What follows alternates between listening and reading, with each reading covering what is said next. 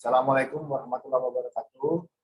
Terima kasih atas kedatangan Anda pada mata kuliah perancangan tapak dan pertamanan. Jadi kuliah perdana ini akan mulai dengan penjelasan materi apa saja yang akan didapat dan bagaimana proses atau tata cara aturan mainnya. Ya. Jadi perkuliahannya itu ada 16 kali pertemuan. Sebagian besar itu mungkin menggunakan Zoom meeting, ya. Karena memang belum disarankan untuk kuliah tatap muka. Jadi kalaupun sekarang level 2 ya, itu baru beberapa SD, SMP, SMA saja yang diperbolehkan untuk melakukan tatap muka. Dan itu pun hanya sebagian. Nah, untuk perguruan tinggi ini masih belum ada anjurannya. Jadi sementara kita tetap akan menggunakan sistem online ya, menggunakan Zoom meeting. Nah, semua mata kuliah itu bisa diakses di e-learning. Jadi materi-materi kuliah, tugas-tugas itu juga ada di situ. Kemudian tugas-tugas baik tugas individual maupun kelompok juga nanti akan ada di e-learning. Nah, karena jadwalnya sudah disusun per minggu, jadi Anda bisa sesuaikan pekerjaannya dengan waktu yang sudah ditetapkan. Pastikan Anda membaca seluruh dulu mata kuliahnya ya, materi per minggunya. Karena nanti Anda bisa ngatur waktu kapan tugas harus dimasukkan, kapan harus dikerjakan. Karena biasanya kalau di arsitektur itu kan menjelang akhir atau pertengahan semester itu kan biasanya sudah mulai banyak tugas menumpuk. Tugas di tapak pertamanan ini sebenarnya berhubungan dengan tugas studio ya. Nanti ada pembuatan atau ada standar untuk analisis tapak. Jadi kita menggunakan materinya materi studio, tapi kemudian dibahasnya atau penyajiannya dibahas di mata kuliah ini.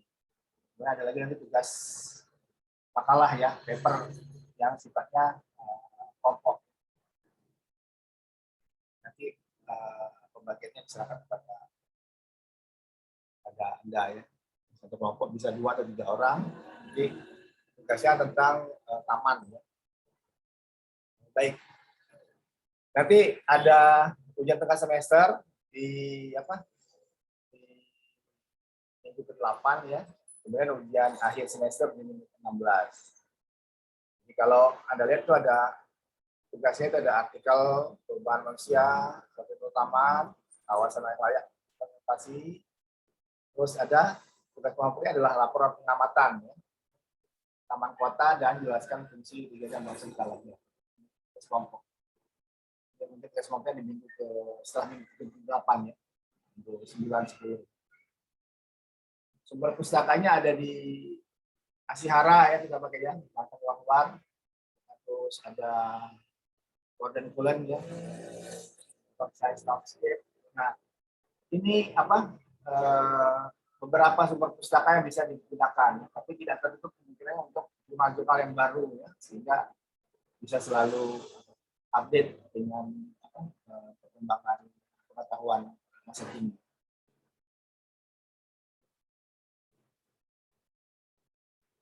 Oke, sekarang ke materi. Apa itu tapak atau taman? Ya? Kalau lihat gambar ini ya, ini ada foto udara ya. Ini ada gambarnya, gambar mengenai perancangannya. Biasanya di gambar tapak itu ada warna-warna yang mewakili fungsinya. Itu kita bicaranya land use atau zoning. Ya. Kuning biasanya untuk pemukiman, hijau itu biasanya untuk penghijauan, ya, taman, ruang terbuka. Ya. terus ada merah biasanya untuk komersil, terus ada yang ungu biasanya itu untuk mix kawasan campuran. Kalau Anda lihat di sebelahnya ya, ini ada gambar New York ya, taman kotanya. Ini memang didedikasikan hanya untuk ruang terbuka atau hutan kota. Ya. Karena selebihnya, sisanya itu hanyalah hutan beton, bangunan, jalan-jalan. Ya.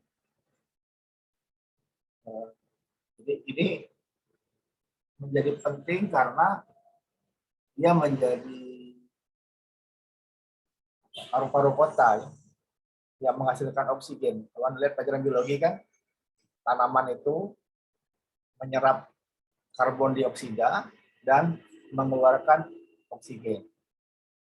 Kebalikan dengan manusia ya, manusia menyerap oksigen, mengeluarkan karbon dioksida. Nah, bayangkan kalau misalnya nggak ada tanaman, tumbuhan atau hutan kota ya, semuanya menghasilkan karbon dioksida.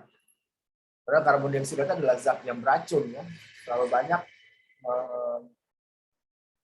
menyerap atau menghirup karbon dioksida itu menyebabkan ada gangguan kesehatan ya, kan bisa meninggal. Nah, yang paling kanan ini adalah perancangan yang skala lebih kecil, bangunan ya, ada ruang terbukanya, ada kolam, ada teras, ada taman. Ini juga termasuk dalam lingkup tapak dan taman. Oke, setiap bangunan itu pasti menempati tapak tertentu, baik dia di tapak yang masih kosong ataupun dia tapak yang sudah ada bangunannya.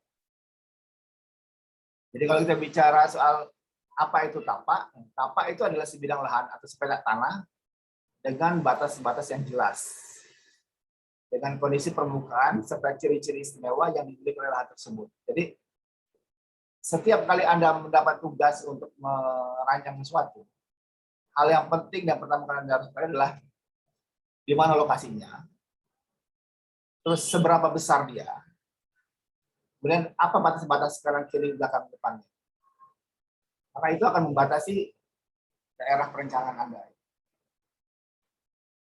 Nah, sebuah tapak tidak berdaya, tapi merupakan sekumpulan jaringan yang sangat aktif yang terus berkembang dengan jalan menjalin dalam hubungan yang rumit.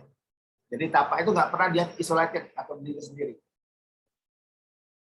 Makanya seringkali kalau ada merancang sesuatu, itu bukannya lihat atau peduli dengan tapak atau kafir Anda saja, tapi Anda harus lihat di depannya itu ada apa sih? Kiri kanannya ada apa? Karena nanti bangunan Anda akan berdampak pada lingkungan sekitarnya. Mau tidak mau ya. Dan sebaliknya, lingkungan sekitarnya akan berpengaruh terhadap bagaimana Anda merancang nanti.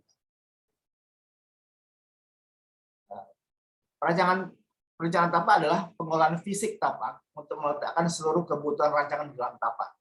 Perencanaan tapak dilakukan dengan memperhatikan kondisi tapak dan dampak yang muncul akibat perubahan fisik di atasnya. Jadi semua yang ada di bumi ini tadinya kan nggak ada buatannya. Begitu ada manusia, dia membuat lingkungan sekitarnya. Kalau Anda perhatikan binatang-binatang ya, dia membuat sarang, membuat tempat tinggal itu tidak terlalu banyak mengadakan perubahan terhadap lingkungan sekitarnya. Dia menggunakan apa adanya. Ya. Burung itu bikin dari ranting-ranting pohon, atau bahkan kalau laba-laba itu kan bikin dari jaringnya, dari bahan organik tumbuhnya sendiri.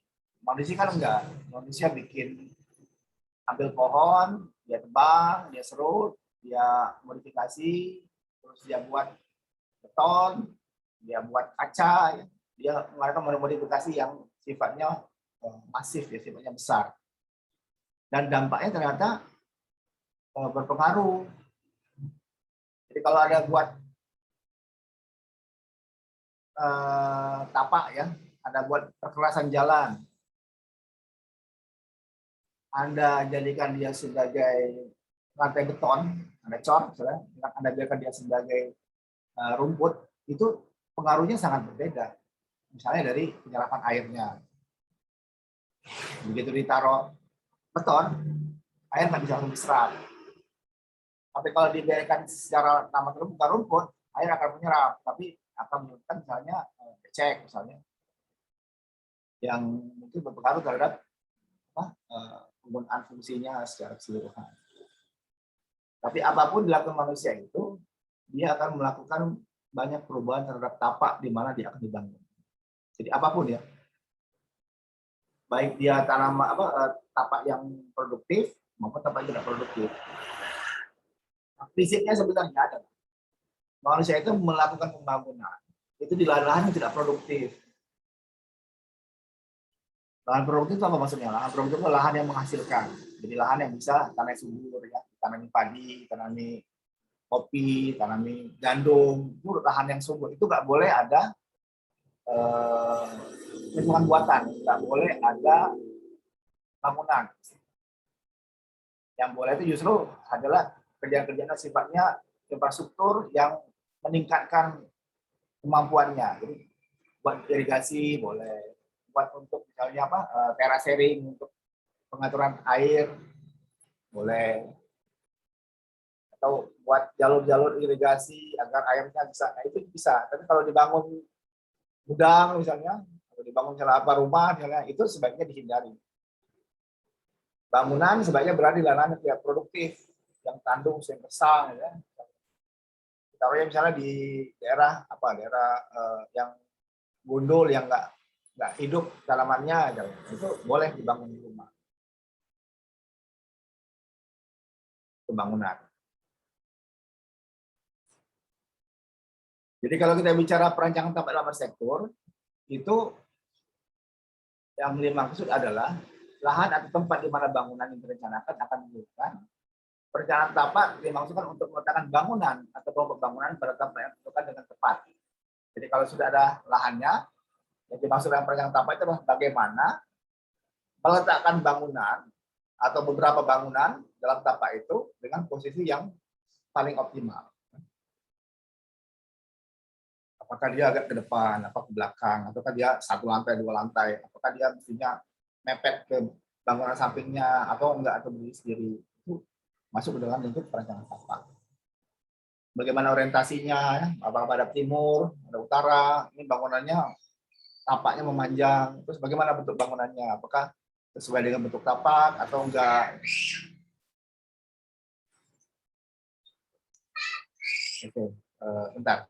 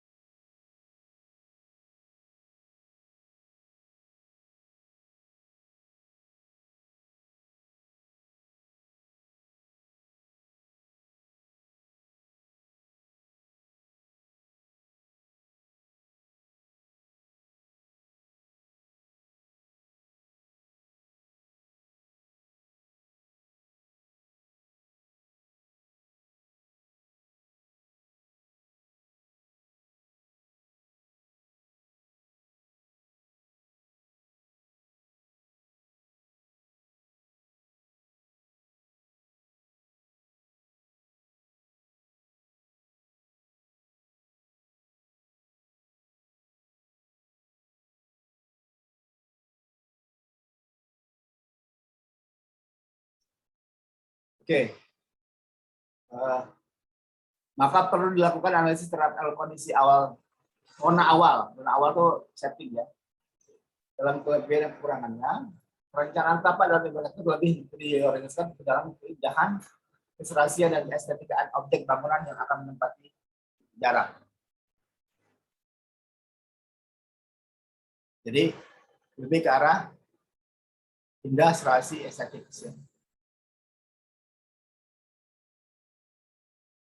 Jadi fokus perencanaan tapak dalam ilmu arsitektur rata-rata lebih pada proporsional pada lokasi objek bangunan yang akan menempati tapak, sirkulasi dan pencapaian, zoning, KDB, Koefisien Dasar Bangunan, KLB, Koefisien Lantai Bangunan, GSB, dan GSP.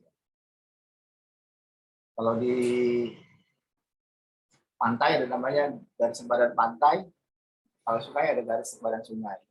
Jadi bagaimana lokasi itu menentukan bangunan itu akan diletakkan. Nah, Anda mungkin sudah melakukan ini pada saat perancangan di studio 1, studio 2, studio 3 ya, sampai studio 5 ya. Mestinya analisa apa itu sudah menjadi bagian tidak terpisahkan dari perancangan struktur. Jadi apa saja isi analisa apa? Pertama adalah lokasi sekitar objek bangunan.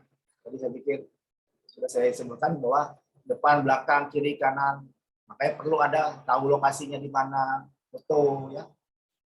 Terus cek di mana ininya apa, di mana jalur masuk, di mana apa, berapa besar jalurnya, terus kendaraan apa saja yang boleh lewat,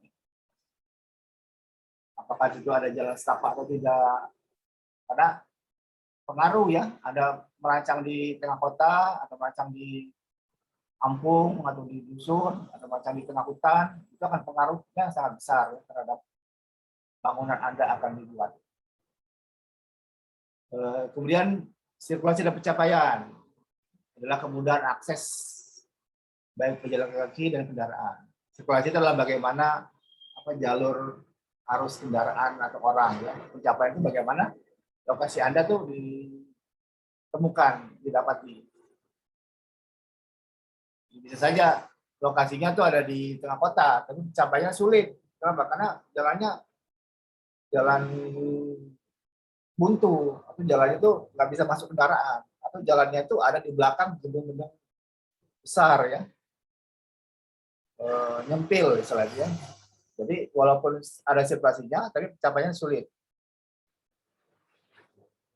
Kemudian ada orientasi arah angin ya, mencakup ventilasi udara baik dengan udara alami maupun buatan. Nah, orientasi ini nanti berkaitan dengan matahari juga. Karena kalau dia menghadap ke matahari langsung, itu akan mengaruh pada bagaimana kondisi bukaan yang akan dibuat. Udara panas itu kalau dia masuk itu gimana dia diatur kekuatannya. Kalau Anda punya bukaan besar, tapi bukaan itu menghadap langsung ke cahaya matahari, itu akan menyebabkan cahayanya masuk, tapi panas juga masuk. Kalau Anda pengen masuk cahaya saja, tapi panasnya nggak masuk, nah itu bagaimana cara ini? Cara penempatan objeknya. Tidak selalu dan melulu soal taruh pohon ya. Seringkali dalam perancangan itu ya sebagai barrier penghalang saya taruh pohon. Bukan itu. Pohon itu nggak langsung tumbuh besar kalau Anda merancang itu. Kalau Anda buat desain baru ya, sana nggak ada pohon, Anda taruh pohon, pohonnya nggak langsung seukuran setinggi bangunan. Nanam pohon perlu waktu, nggak cuma bicara 1-2 tahun ya. Pohon besar kadang-kadang umurnya 15 tahun, 20 tahun. Bangunan Anda nggak mungkin kehalang selama beberapa tahun itu. Jadi yang dilakukan adalah pendekatan terhadap bagaimana bentuk masa bangunannya untuk menghalangi sampai pada akhirnya pohonnya tumbuh. Gitu. Kan nggak tiba-tiba ada buat bangunan terus taruh pohon sudah jadi besar. Enggak. Kalaupun mau beli bangunan dan pohon yang sudah jadi, itu berapa harga pohonnya? Pohon umur 20 tahunan itu berapa? Belum lagi bicara soal bagaimana apa, bawanya, handlingnya, tidak mudah. Nah, kemudian ada tautan lingkungan, ya. Lingkungan sekitar Puing Kapak juga berpengaruh pada perontakan bangunan. Tautan itu sekitar objek bangunan, ini dilakukan tautan lingkungan, ya. Puing Kapak. Kontur, ya. Ini seringkali dihindari kontur ini. Jadi kalau mendapat soal, perancangan selalu konturnya datar, relatif datar. Padahal dengan kontur yang yang berbeda itu memungkinkan desain itu menjadi lebih unik. Ya. Nah, prinsipnya adalah perbaikan kontur itu seharusnya minimal ya, karena berkaitan dengan kondisi alam yang sudah ada. Ingat tadi bahwa kita harus melakukan modifikasi sekecil-kecilnya, jangan terlalu banyak melakukan perubahan pada alam. Prinsip kalau misalnya ada rawa di timbul, ya, bukit dipotong, itu sebenarnya kurang ideal untuk perancangan tapak ya. Jadi mestinya bangunannya kita meniru orang-orang zaman dulu ya. Jadi kalau tapaknya konturnya kenjal, itu tidak perlu diratakan cut and fill, tapi bangunannya mungkin yang harus berpanggung atau bertiang. Atau bangunannya bentuknya jadi split level ya, disesuaikan dengan kemiringan konturnya. Nah, kontur-kontur yang terlalu tajam, terlalu miring ya, sampai 30 derajat itu tidak cocok untuk dibangun perumahan. Atau dibangun untuk tempat tinggal. Itu kebun bagus, kalau untuk rumah itu sebaiknya dihindari. Jadi ada beberapa persyaratan tertentu di mana kondisinya tidak memungkinkan untuk dibangun bangunan karena tidak aman. Ya. Jadi kalau kita bicara soal Indonesia di dalam lingkungan Ring of Fire ya, cincin gunung berapi. Sumatera ada Bukit Barisan, ada gunung-gunung aktif ya, Dempo aktif ya. Itu kalau dia terjadi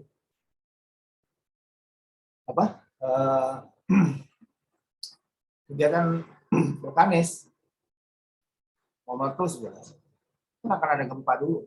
Nah, itu berpengaruh itu untuk bangunan-bangunan yang berada di daerah itu. Anda lihat kayak gempa Aceh kemarin kan,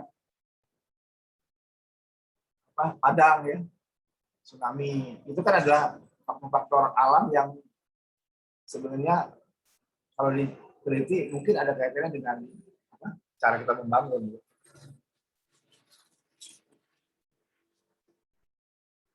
Oke, kemudian ada KDB adalah luas dasar bangunan lantai dasar maksimum yang boleh dibangun dari lahan. Jadi kalau misalnya KDB-nya 80%, itu artinya bahwa dari lahan itu 80%-nya hanya boleh dibangun, 20% nggak boleh.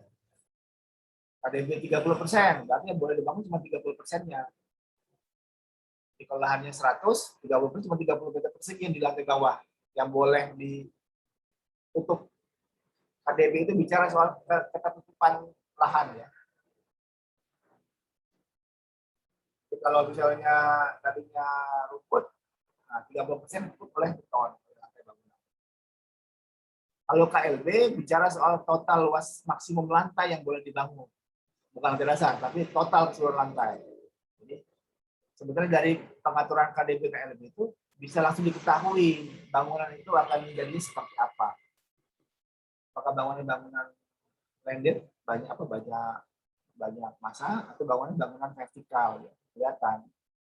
Nah, biasanya kalau KDB yang di daerah luar kota, di daerah itu KDB biasanya kecil-kecil ya, 60%, 50%, 40%. Kalau di kota, karena kebadukannya tinggi, jadi penggunaan lahan itu jadi lebih maksimal. Makanya KDB-nya bisa besar, 80%, 70, 90. Bahkan kadang-kadang ada yang 100%. Bahkan GSB-nya bisa 0. Jadi garis sebaran jalannya bisa 0. Itu adalah batas tidak terluar dari untuk bangunan didirikan. GSB bukan GSD ya, garis sebaran bangunan. Kemudian kenampakan bangunan, bagaimana tampilan bangunan itu terhadap lingkungan sekitarnya. Bisikan, bagaimana faktor polusi suara itu dikelola ya. Untuk bangunan-bangunan yang berada di pusat kota biasanya faktor bising jalan ya itu pengaruh terhadap bagaimana operasional bangunan ya. Kalau Anda dengar suara-suara mobil pada saat saya zoom ini, ya karena rumahnya di pinggir jalan, suaranya masuk, nggak bisa di ini, nggak bisa disaring lagi. Walaupun ada beberapa pohon-pohon, tapi karena berada di depan pintu masuk, pintu keluar masuk, kan tembus ya masuk. Apalagi jika ininya lalu lintasnya padat.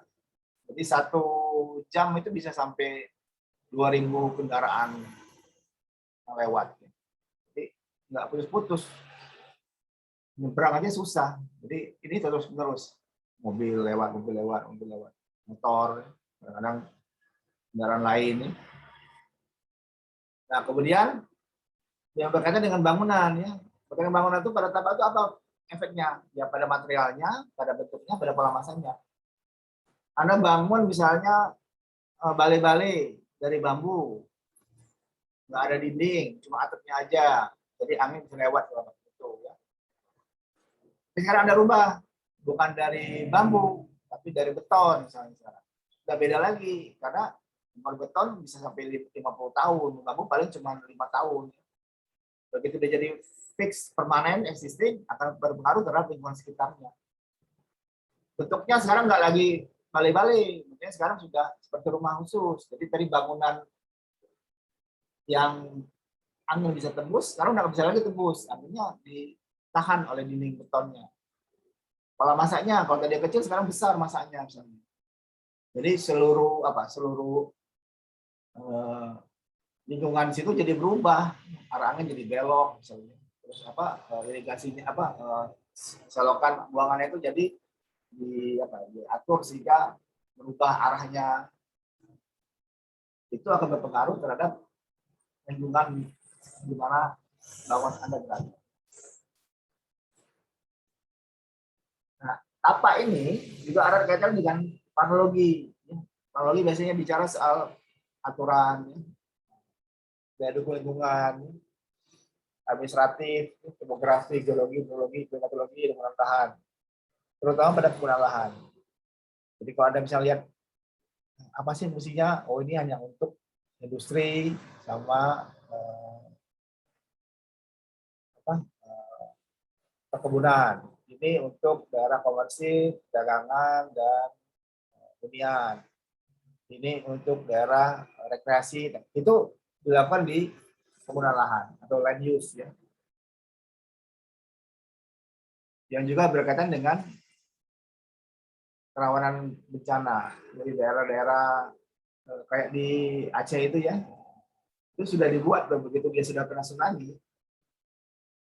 100 sampai 150 meter dari garis bibir pantai itu nggak boleh lagi dibuat bangunan atau hunian. Dan bangunan-bangunan baru itu berada di daerah lereng-lereng bukit yang lebih tinggi. Jadi kotanya pindah. Kenapa? Karena ada kemungkinan berulang lagi kejadian tsunami itu. Atau misalnya daerah-daerah Jepang misalnya, daerah Jepang yang gempanya sudah sering ya, itu beberapa bangunan sudah menerapkan bangunan tahan gempa. Nah kan bangunan zaman dulu kan konstruksinya kan dari kayu dengan dinding kan dinding kertas kan, untuk meminimalisir kalau misalnya terjadi gempa dan bangunannya roboh. Kalau dinding beton kan intinya kalau roboh kan rusak semua karena beratnya sendiri sudah cukup berat. Kemudian ada namanya analisis lokasi dan pola peruangan. Hubungan manusia dan ruang berkaitan dengan kegiatan yang dilakukan. Ada peraturan zonasi, ada penggunaan lahan untuk mengetahui rasio kebutuhan lahan. Ini nanti berkorelasi dengan ruang KDH ya, Koordinasi Dasar Hijau ya. Kalau pengelompokan peruntukan lahan termasuk aglomerasi fasilitas yang akan membentuk pusat kota serta bangunan-bangunan yang memerlukan pusat kemampuan lahan tinggi. Jadi kota-kota tertentu memang diarahkan untuk menjadi kota dengan intensitas tinggi. Kota-kota lainnya hanya sebagai kota-kota supporting atau satelit. Itulah mengapa misalnya tidak semua kota itu punya mall ya, tidak semua kota itu punya bioskop. Ada beberapa kota yang hanya punya pasar-pasar aja cukup, karena bangunan mallnya sendiri atau pusat kota sendiri itu ada di kota lain. Tidak semua kota-kota punya lapangan terbang, itu juga pengaruhnya dari pengaturan tata guna lahan. Kemudian ada peraturan pemerintah berkaitan dengan undang-undangan hasil rencana sustainable dan berkelanjutan, kondisi sosial budaya. Jadi analisis berasal macam indikator sosial budaya di wilayah atau kawasan. Jogja misalnya, kenapa nggak ada jalan tol atau jalan tol yang dilarang ya atau tidak dianjurkan. Ada jalan tol tapi berada di ringkut di pinggiran luar kotanya. Kenapa? Ya karena tadi ya berkaitan dengan sosial budaya akan ada banyak perubahan yang mungkin pengaruhnya ke sosial budaya. LRT Palembang dengan membuat jalur lintas di atas jalan ya, membuat rel kereta baru, itu pengaruh sosial budaya juga besar. Karena bangunan-bangunan itu akhirnya berada di bawah jalan ya, yang sebenarnya pada banyak kota itu menjadi merusak skyline kota ya, mengganggu gitu. Kita nggak bisa lagi lihat bangunan atau menikmati kota itu dengan utuh karena kepotong jalan LRT. Dari segi estetika itu bahkan di Bangkok dibuang ini ya LRT-nya. Karena tadi ya tidak sesuai antara kegunaannya, manfaatnya dengan kerusakan yang ditimbulkan. Jadi ada kondisi sosial ekonomi, pendudukan, dan kesediaan atau pelayanan infrastruktur. Beberapa kota-kota itu terlalu padat, terlalu macet, sehingga dibilang tidak sehat. Atau kekurangan pasokan daya. Kalau ingat dulu sebelum SEA Games seringkali terjadi giliran mati lampu ya di Palembang itu. Seminggu sekali mati lampu. Karena kurang daya, listrik kurang, pasokannya kurang. Kok bisa? Ya, karena ada tambahan beberapa fasilitas baru yang membutuhkan listrik lebih besar. LRT itu bisa nggak jalan kalau listriknya kurang. Kan sumbernya kan dari situ. Itu maka dipasok juga baru ya. Nah, termasuklah air minum misalnya, gas ya. Kemarin ini waktu pandemi kan ada Jawa Barat kekurangan pasokan oksigen, itu kan dibantu dari Sumsel. Bayangkan kalau beberapa fasilitas layanan masyarakat di kota itu kolaps atau tidak berfungsi karena kurangnya ketersediaan infrastruktur ya. Kotanya jadi macet, jadi mati. Jadi standar pelayanan minimum itu harus menjadi acuan dalam perencanaan tapak dalam planologi ya. Jadi banyak yang bilang planologi itu bicara makronya, bagaimana ngatur, sedangkan urban design atau perencanaan tapak kota itu bicara dalam hal desainnya, bangunannya, perbangunannya. Nah, site planning atau perencanaan tapak adalah studi yang menata lingkungan buatan dan lingkungan alam guna menunjang kegiatan manusia. Pengkajian perencanaan tapak sering tersusun dalam dua komponen perhubungan, yaitu lingkungan alam dan lingkungan buatan. Ini yang dimaksud oleh planologi, site planning. Dengan kita adalah urban design, ya. Site planning dan perencanaan kota. Tapak dalam hal ini adalah tapak di dalam site perkotaan. Seringkali lingkungan buatan meliputi satu pelanggaran lingkungan alam yang disengaja. Umpamanya kota-kota meliputi sistem infrastruktur yang meluas untuk air, tenaga pengangkutan, saluran pembuangan air hujan dan sebagainya. Jadi perluasan kota karena misalnya penambahan penduduk baru, adanya industri baru yang tumbuh, atau perluasan karena misalnya memang administrasinya meluas, timbul kota-kota baru ya, adanya otonomi misalnya politis ya, itu seringkali menyebabkan perubahan yang disengaja. Tapi kalau nggak hati-hati itu bakal merusak lingkungan alam. Sama kayak kasusnya orang bangun perkebunan kelapa sawit ya. Yang tadinya hutan yang sifatnya kaya akan keragaman hayati itu, berbagai macam jenis tumbuhan itu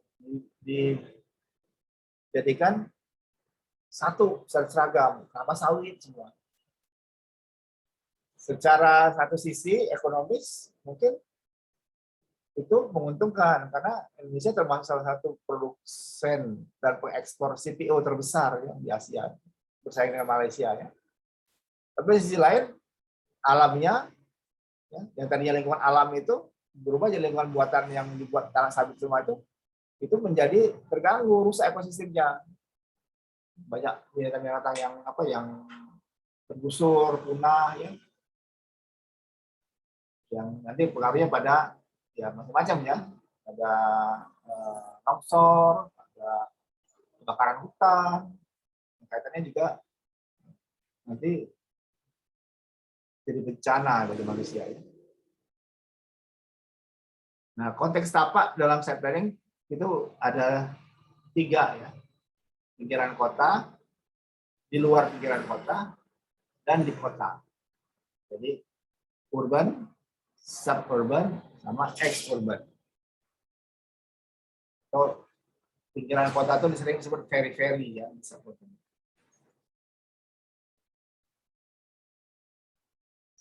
Nah,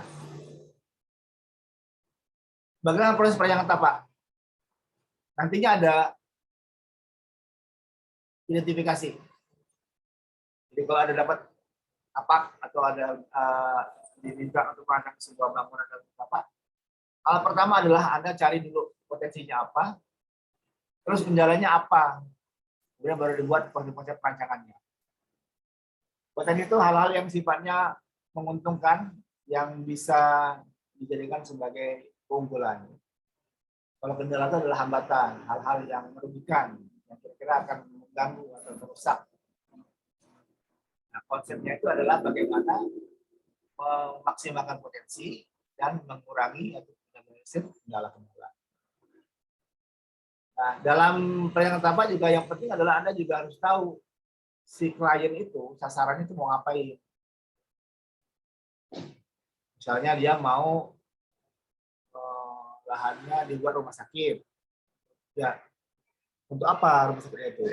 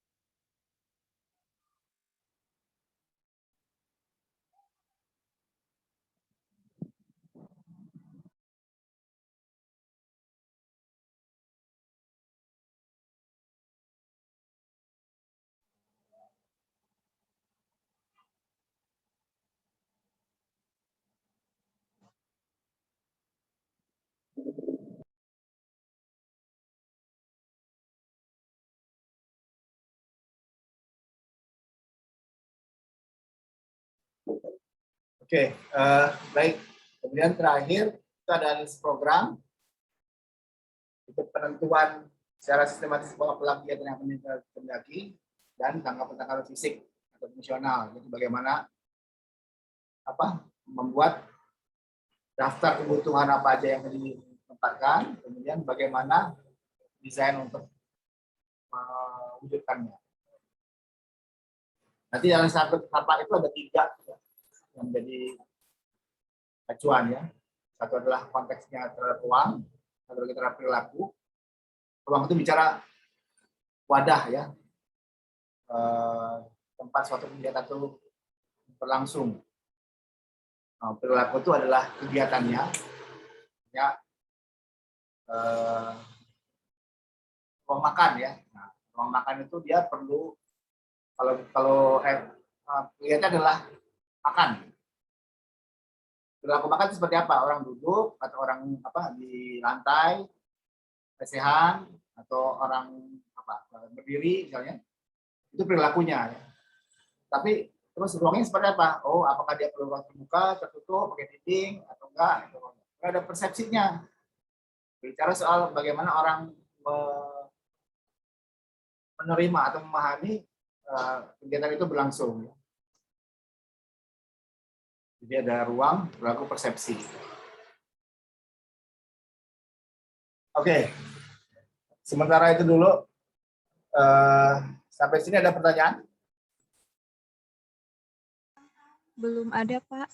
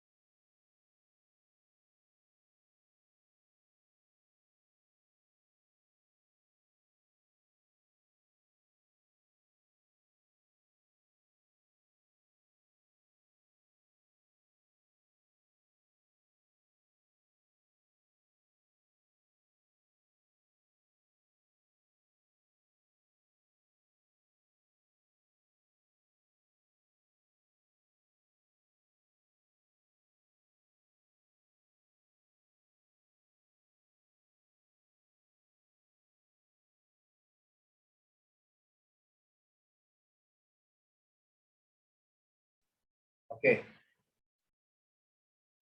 Ini saya akan bahas dulu yang mengenai e-learning ya. Jadi di e-learning itu sudah ada beberapa minggu, 16 minggu ya, 16 minggu materi yang saya harap Anda bisa baca lebih dahulu ya sebelum kuliahnya dimulai. Nanti kalau Anda perhatikan di minggu keempat itu kita ada tugas yang setapa yang berkaitan dengan tugas-tugas yang sebelumnya. Kemudian tugas kelompoknya di minggu ke-10 kalau nggak salah. Nah, pengamatan taman minggu ke-10.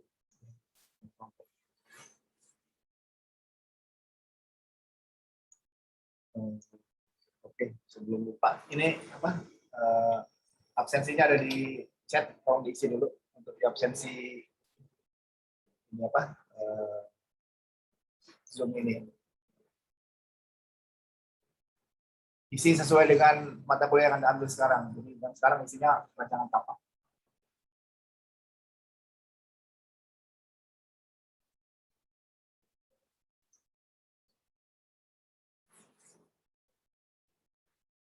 Oke, sampai sini ada pertanyaan nggak?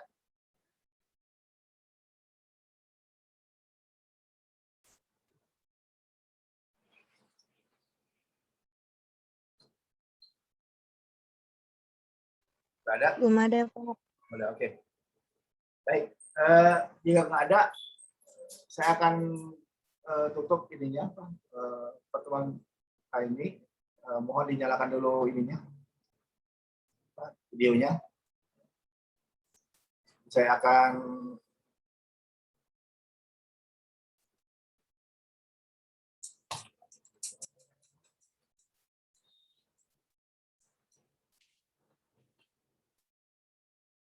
oke.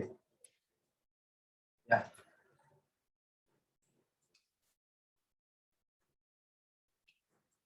Oke, baik. Terima kasih.